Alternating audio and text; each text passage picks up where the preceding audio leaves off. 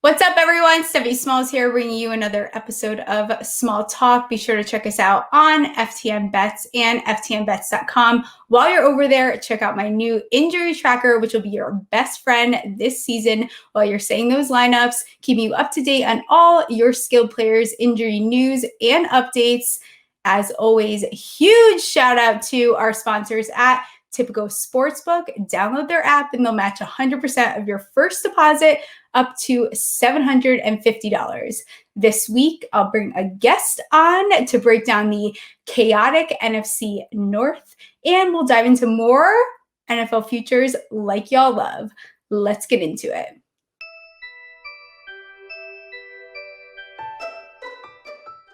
Joining me again on Small Talk is Tino, as I know him from my early days on Twitter. What's going on, Steven, the producer of FTN? Thank you for having me. I feel like I didn't properly thank you the last time. I was so excited to be here. And I'm prepared this time. We have a cracked claw. Not only do we have a claw, I prepped to get here this time. I made sure I had some claw in me. I'm happy to be here. Thanks for having me. Is it the right flavor? It's black cherry. I would never disrespect on Small Talk. Good. You gotta start off. You have to stay on brand. Yep, of course. All right, let's get right into it. Tons of coach talk and nonsense. How do we feel about coach talk in the offseason? So it depends on the situation. It always varies. For me, covering New York sports, I covered the Jets and Giants exclusively a lot over the last year and a half with some of the shows we've done together, and even outside FTN. But last year, a lot of the issues with coach talk were the Jets. And then you saw the drama they had with Lev Bell and Jamal Adams. And you don't always believe the rumors, but to a certain extent, you have to. I mean, certain guys, the writing's on the wall between the coaches that are fighting to keep their jobs through the year and players who are looking for a way out. So, I think you got to take them with a grain of salt. Every situation's different. But depending on certain toxic situations, I think, you can tell if they're going to work out or not, depending on what the rumors are and the situations are. Right. And also, just treading lightly in the off season. I feel like as you approach training camp, maybe that's where things get a little bit more serious and things that you should take obviously more seriously. But a team that has had a lot of coach talk is the Chicago Bears. This Andy Dalton, Justin Fields, what is it going to be? When do we see Justin Fields? Well, I think he should play week 1, but I don't think that's going to happen. So here's the issue with the Chicago Bears and their coach situation. So they just got another D coordinator in there. Fangio left for Denver. Pagano retired. So their defense, which is the focal point of their team, is already going through a lot. And Matt Nagy somehow is still there offensively. So I don't know what's going on the offensive side of the ball. The Red Rifle apparently is there to stay. I think they're going to start with him. I don't see him getting more than week 5 without starting Justin Fields. And we'll get into the futures contention, but depending on what happens with our guy, Mr. Rogers, I think this division's wide open. So if the Bears are messing around too long with Dalton, they might find the short end of the stick when it comes to, being in this NFC North race. Right. And here I go again with Tino. I'm back on my show bringing up our New York Giants, but that's A-okay by me, because we have that first round from them. So if they choose to, go with Andy Dalton, who I will also give him credit. He did a fine job last season. I think that people are a little bit harsh on him. But realistically, finishing around, depending where you look, QB 29 is not going to cut it. One of the things I saw on Twitter, which I found laughable, I shouldn't say laughable because Allen Robinson's fantastic, but someone said that it would not shock them if he finished wide receiver 1. That seems outrageous to me on either account. Is that something that you see happening? No. Well, here's why. I mean, mainly because the key to the Bears' success offensively, and even though their offensive line isn't great, is to run the ball. Somehow David Montgomery was able to get to 1,000 yards last year.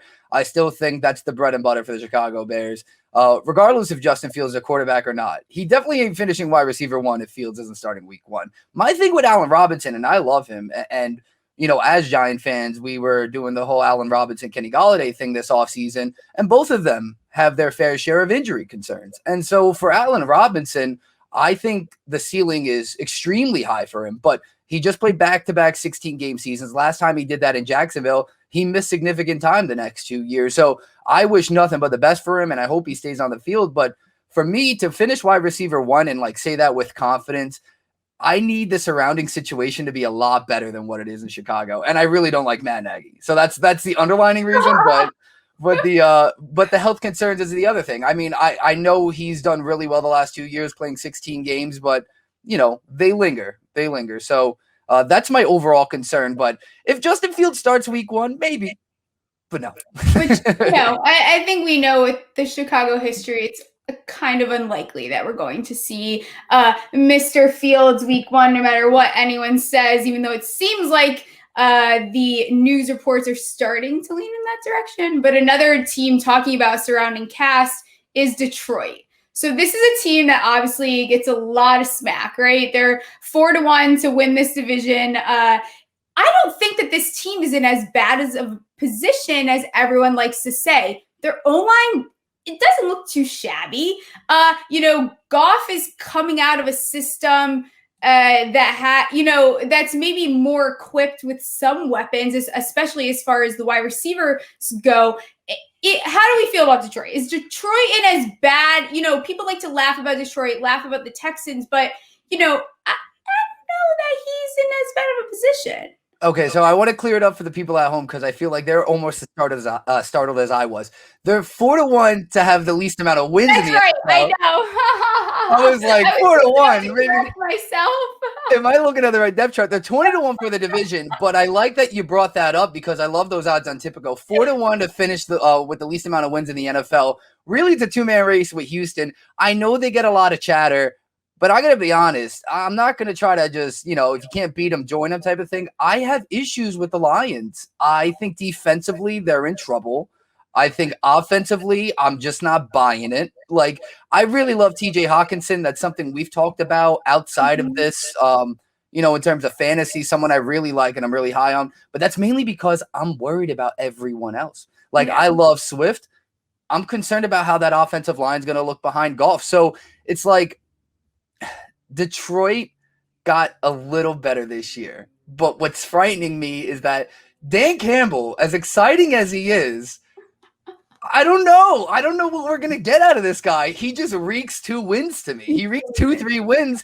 And look, Jacksonville won 1 game last year. 2-3 wins is going to put you towards the bottom. I know Houston's really bad, but as weird as it is, I kind of like Tyrod Taylor more than Jared Goff. I know that's crazy, but I like Tyrod Taylor.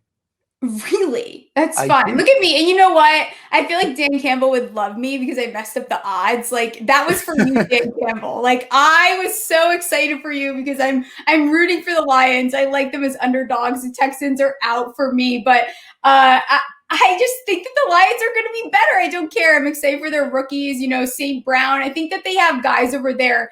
I think they're not going to be a laughing stock is more what I mean when it comes to Detroit, as much as everyone likes to say. Looking at another team is Green Bay, which obviously has caused a tremendous amount of drama this offseason. Thank you to Aaron Rodgers, who could not care less and is going to be playing golf against Brady in these upcoming weeks, days, whatever it is. How do we value Jordan Love? I think that Jordan Love playing does affect some of these skilled players' values, Jones, Adams, Tyen, where they're going, because we don't really know what we're going to get out of Love. And it's sure as hell not going to be QB3 and, 4,000 plus yards that you get out of an Aaron Rodgers. Well, definitely not. And I do find it funny. And I've been the one who's just like, it's OTAs, everyone chill out. You want to talk about night and day, back-to-back days, people were just like all over Jordan Love not being good in practice. The next day he makes every throw in practice. Everyone loves him. He's going to be the replacement for Aaron Rodgers, no problem. It's like, let's all settle down and temper ourselves. I don't think Jordan Love is going to be at the level of Aaron Rodgers. I think if it helps anyone, it helps Aaron Jones. I think Aaron Jones finished as a top 5 rusher last year. I think there's no reason he can't necessarily do that again. And if Jordan Love's back there, I think his receptions only go up. The person who's going to hurt the most, and I know he's amazing and he can be amazing without him, has to be Devontae Adams. I'm sorry. It has to be. It's it's like the Jordy Nelson effect with Rodgers. You just got a guy that the chemistry between the two of them is unmatched. You can't just go out there and score a touchdown every game like they did last year. And I'm not saying Devontae can't have a good season. What I'm saying is he's not going to do that. So where people are taking him and viewing him is that. And if Aaron's not there, there's just no way. I don't care if what Shanahan's calling plays, what LaFleur's calling the plays. Kingsbury could come over and call the plays. I don't care what young gun head coach is there. Could come over. Doesn't matter who's calling the plays. Devontae's not scoring a touchdown a game without Aaron Rodgers there. He probably won't do it again with Aaron Rodgers because it was that insane last year. But still, I think he takes the biggest hit. And the only one it could help probably is the backfield and mainly being Aaron Jones. Yeah, for sure. Because I think they're going to have to switch to this, scheme where they're just feeding the ball to Jones. Even Tanyan, I was out on him a little bit more this season than I was last season. Was excited to pick him up off waivers, but I'm leaning more towards someone like Tanyan getting more work than someone like Adams, which stinks because Adams is a fantastic player, but I think that, his complement really is Aaron Rodgers. I think it's very unlikely that Aaron Rodgers just doesn't play at all, but I don't see him going to another team this far into things. Right now, they are favorites to be the winner of the NFC North. I think without Aaron Rodgers, things will change very much so. Well, so who's the next guy up though? See, and that's what I was alluding at with the Bears, because I can't buy what Kirk Cousins is ever selling. I'm sorry. And call me biased, but the Vikings D is not good. And Justin Jefferson made Cousins look a lot better than he is last season, at least in terms of that passing offense. Every team in the NFC North is built exactly the same. They're going to hope that their defense does enough. And in terms of the Bears and the Packers, they did enough last year. The Bears were able to make the playoffs last year. That's how insane that is with Mitch Trubisky and Matt Nagy calling plays. But the thing with the Vikings, it's just that I don't think they have enough. Cook, as great as he is, and we'll talk about his ADP. I know everyone's viewing him top 2 guy, can be the workhorse this year. And there's no question in that. There's no question. But with Cousins back there and their defense getting worse in terms of they lost both their leading sack guys last year. Their biggest sack guy was Yannick Ngakoue last year. He had 5 sacks. He's gone. We took Yafeti over to New York. He's gone. So they got to come up with that. Now, I know their secondary got a little bit better. They signed Pat Pete, who's aging. But I don't know. They just were not very good last year. Bottom 5 in the league, I think, in yards allowed in both rushing and passing. I'm treading lightly on the Vikings, which is why I think the dark horse in this is the Bears. They made the playoffs last year. If they could just get Justin Fields in there and get out of their own way, the division's not that good. If Rodgers plays, they're going to win 11, 12 games. Fine. It's just what Aaron Rodgers does. But say there's drama there. Maybe he doesn't start right away. Maybe the first 4. Maybe he's gone. If the Bears just get their foots out of their behinds and just put it into gear, I think they can win 9, 10 games with Justin Fields, and that might be enough to win the North. Yeah, and I feel like also people, the Bears are another team kind of like our New York Giants where people forget, like they act like they win, 6 games when they make it to the playoffs, or like us, they act like we win 3 games and we won, so there's a lot of misconception when it comes to the Bears. As trash as they have been, as much of a quarterback tango that they have done, they still have, their roster, they've got a team there for sure, on both sides of the ball, 100%. So I like a 3.5 to 1 on the Chicago Bears winning this division. I think that's fantastic. It also comes down to Andy Dalton. He's really a very functional quarterback. And we saw that in NFC East. He came in and he did get the job done. He still, elevated players like CeeDee Lamb. He's still an okay quarterback. He's just not a starter, right? And if you have a guy like Justin Fields, who I feel is one of the most NFL-ready rookies that are coming in, just get him in the game. I think that what they're going to see, say Rodgers doesn't come back, they hopefully, although Nagy sometimes is I don't want to even say spitball because I feel like that's crediting too much, but I I think they'll see the opportunity there, because as much as we love the Vikings for fantasy football, Cook 24.1 points per game, even Adam Thielen, sneaky value at 16.9, whatever it is per game, both at PPR.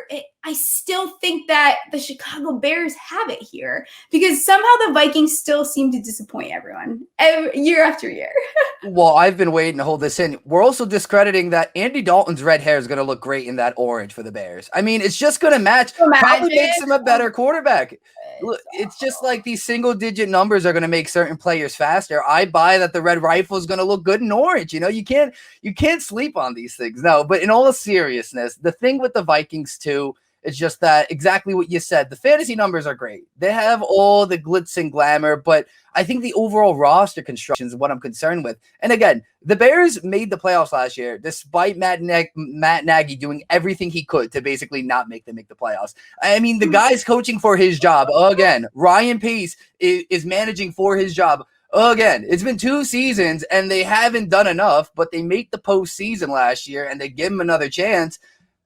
And I still think they have the most defensively. They're still super scary. I know they got a new DC coming in, but I mean, you got Khalil Mack is still Khalil Mack. It's true. And I think it comes that Nagy has like a weird, I don't want to say fetish, but I'm going to say fetish with like backup quarterbacks. Like, how many do you want, bro? Like Trubisky, Foles, now who signs Dalton and tells him you're going to be the starter and then trades up to get another? And now we're talking about emotions, and then Nagy feels bad. It's like a whole nightmare over there. But I will obviously bring up a New York Giant because I want to, and it's my show and I can do whatever I want. So Kyle Rudolph is coming to us from the Vikings. I think that is also a disappointing loss for them. As much as everyone will discredit me, he's going to be everyone's waiver king. People don't realize this. Evan Ingram, who everyone is still, for some reason, giving a lot of credit, still getting taken very high. 109 targets for literally a single receiving touchdown. So Kyle Rudolph was able to have 37 targets for the same amount of receiving touchdowns. The year before, he had 48 targets for 6 touchdowns because he is an absolute red zone. That is his thing. I think we see him play a bigger role than everyone is expecting in a New York Giants offense. As you read off Evan Ingram stats, I just had to finish off my claw there. It just literally chills me out.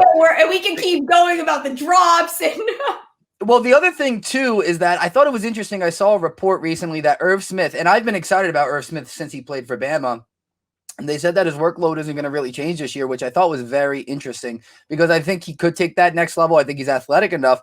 But the Vikings run that two tight end set offensively, especially when they're trying to run block for Dalvin Cook. And, I mean, who's that other guy going to be? And if it's not Irv taking the step up, you're talking about some serious production and a focal point of their offense. Look, Kyle Rudolph, say what you want. I know his numbers didn't jump off the page the last couple of years, but I mean, steady Eddie, doesn't drop anything, reliable. And for Kirk Cousins loves his tight end. So I don't know if I buy that Irv Smith isn't going to necessarily take that step up. But if he doesn't, I don't know, receiving wise, if throwing the ball to Justin Jefferson and Thielen is going to be enough. And again, this is very contingent. This team is contingent on Dalvin Cook staying healthy, which again, don't want to bring up health. We hope everyone stays healthy, but the name of the game is football. So it's hard to grind out what's now going to be a 17-game season. Especially as you start knocking off depth, right? That's what starts killing teams. Teams like the Lions, for example, God forbid, knock on wood, one person gets hurt on, some of those skilled positions and they're in trouble. The depth is not beautiful over there. So who are we picking for the NFC North winner before we wrap it up here? I like the Bears. I'm going with the Bears. I'm going with value. I'm gonna go 3.5 to 1. Justin Fields is starting by week 4. Hopefully he doesn't make it to 5. Maybe Dalton and Foles both just don't even make it to the regular season. I have no idea. But I'm gonna go with the Bears here because I don't know what's going on with the Packers. I don't trust what's going on there at all. I don't like the Vikings. And for whatever reason, the 8-8 record of the Bears were just haunting me as I was coming on this show. I stared at it. I remember the game they played in the postseason against the Saints. It was the biggest waste of time of my life. And for some reason, I'm going to bet on the guy I least trust as a head coach in the NFL, and Matt Nagy, to somehow not mess this up, get Justin Fields in to game manage this offense. The thing is with the Bears is just that all they need to do is have that game manager, and Fields can do that because he doesn't turn the ball over. If you look at his numbers at Ohio State and over his college career, I mean, he had like a pick every season at most, and he doesn't fumble the ball. So if he does that and then has the high upside and can get the ball to Darnell Mooney, Robinson stays on the field, works to Tariq Cohen, who's coming off an injury, maybe Anthony Miller, let's, Anthony Miller, but maybe they have some guys there that all of a sudden this team's like, whoa, where did this come from? So the roster is low-key sexy, right? Like, you look at the roster, it's sexy. Then you take Justin Fields, who is personally, other than Trey Lance, who I don't think we see until later in the season, it was my favorite rookie between the two of them. So with all that talent there, it's definitely a sexy roster. But I think, so do we agree at least that the Houston Texans are the most likely to win the least amount of games? I feel so bad. It's like so not their fault. Everyone left. People are in court. It's not their fault.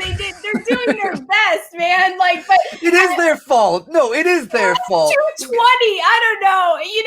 How can you tell me that I don't think the Lions are going to lose. I think the Lions, like I said, am I a closet Lions fan? No. But I think Dan Campbell, at least there's the passion there, and I think they need that a little bit. And I don't think Goff is as bad as everyone says. He finishes like QB 19, depending where you look.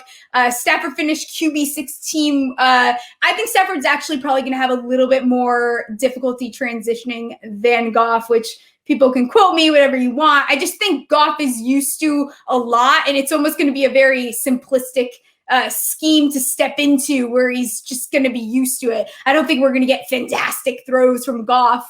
It's not going to be some huge makeover, but we're going to get Goff being Goff, throwing to simple targets kind of thing, or giving the ball to Swift, and the same thing that happens. But I don't see, the Detroit Lions losing more games than the Texans. How? So for the record, I want to know here at almost a little over 2-1 here, you're going to take the Houston Texans to have the most losses in the NFL this season. Is that a confirmation? The Houston Texans for sure. Who is playing quarterback? All right. Now I do want to bring this up because I love that Tipico has these odds up there. And here's the thing about bad records. It's a 3-man race for me. It's a 3-man race, and it's 3 franchises. It's a 3-man race, and I'm looking at this in terms of value. So at 2-1, the Texans, that is pretty good money for a team that, honestly, if you just look at it, should definitely be the worst team in the league. You just hate the Lions. Just admit it. I don't hate the Lions. I hate what they have going on. And the Lions just naturally stink. It's nothing against the Lions. It's just like a musk on them. And here's the thing. And it's the Texans, the Lions, and the Jets. And I know the Jets have hype. The Jets to finish with the worst record at 10-1 actually isn't terrible. And I know they made improvements too. I didn't want to bring it up, okay? We have, Elliot, we have Benny. I'm not trying to hurt feelings tonight, but Tino's going for it. This is why we can't take him from backstage. I'm just saying, if we're looking for value on who's going to finish worst in the league, you got to put money on the teams that normally finish worst in the league. And I know everyone can make Giants jokes here, right? The Giants pick inside the top 10. Haha, but we won't finish worst. Because they'll try. They'll try. But yeah, so I'll go with the Lions at 4-1, but I do think there's good value on the Jets to take a nice little waiver there, because when you talk about depth, I know our pretty princess Zach Wilson is their starting quarterback, but now say he gets hurt, James Morgan is their starting quarterback. Oh God. Is James Morgan winning more than one game? Is James Morgan winning more than one game? I don't know. So 10-1 on the Jets is really good. I'll take the Lions at 4-1. And I believe in my guy Tyrod. I like the running backs in Houston, even though their offensive line's terrible. I like the running backs there. So I'll defend them. And you know what? The Jets are in a really hard division too. So that makes it a little bit sexier as well, is because you're really going against some teams that I just don't know how you pull. I think they're in a good rebuild, and I think we're actually at some point in the near future, not next year, but in the near future, and I'll emphasize that, I think we are heading towards a relevant Jets team. I do think that they're on that path. The journey is in front of them, but it's a little bit longer of a journey than everyone is hoping. I don't think that they're getting the outcome that they wanted as fast. Well, the thing is, I just feel like the window was there last year. It was like this big because Brady left. And then Josh Allen was just like, nope. And just like went up here with the Bills. And now it's. And now they take Waddle, they bring on Fuller. So it's going to be a little bit difficult. They have a lot to figure out, but we'll wrap up there. I won't talk too much crap on the Jets, considering part of FTN and our higher ups are Jets fans. So why don't you tell everyone where they can find you on Twitter? What's up with you, even though I know you're mainly behind the scenes? I am mainly behind the scenes here at FTN, but we have a lot going on, especially with stuff with Steph. Check out Steph's new injury tracker. That is live on the website as well. We have FTN Network, fantasy, daily, bets. I mean, this is courtesy of bets, but all the daily stuff is really hammering home. Fantasy's picking up. Brad and Debro are dropping stuff. He was on the episode before this. So tons of stuff going on at FTN. So be sure to check that stuff out. Follow me on Twitter at Tino Rodriguez _. Mostly memes there, and I've taken a hiatus because the Nets broke my heart, but that's besides the point. Broke our heart. It's not just your team. It's just I can't answer the bell. I was going to release a personal statement about it, and I was just like, no one cares. No one cares. Everyone else is heartbreaking enough, you know? That's enough. That was enough for us. It was a hard loss. It wasn't easy, but next year. It's got to be next year for us, I think. Well, here's what makes up for it. This is my second appearance on Small Talk, and you know what? Things are only going up. If that's how I recover from a tough loss like that, I mean, things are only getting better. So thank you for having me on again, Steph. And Eli Manning is coming back to the Giants, going to be part of the staff. We got a clip of Saquon finally looks fantastic in his recovery in the sand, doing his thing. Very excited. But thank you so much for coming on. I appreciate you for always being behind the scenes, but it's nice when I get to get you on camera with me. And we'll wrap it up there. Of course, thanks to our sponsors at Tipico. Be sure to download the app. They'll match 100% of your first deposit up to $750. Until next week. Small talk, Stephie Small. Small talk, Stephie Small.